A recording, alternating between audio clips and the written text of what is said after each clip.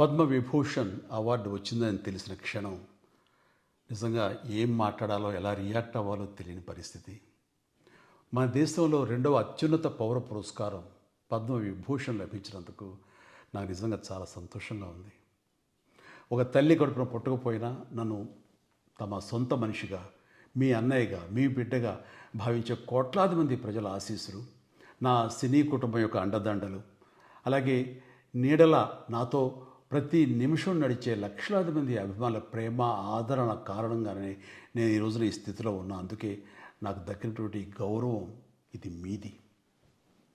మీరు నాపై చూపిస్తున్న ప్రేమ, ఆప్యాయతలకు నేను ఏమి రుణం తీర్చుకోగలను?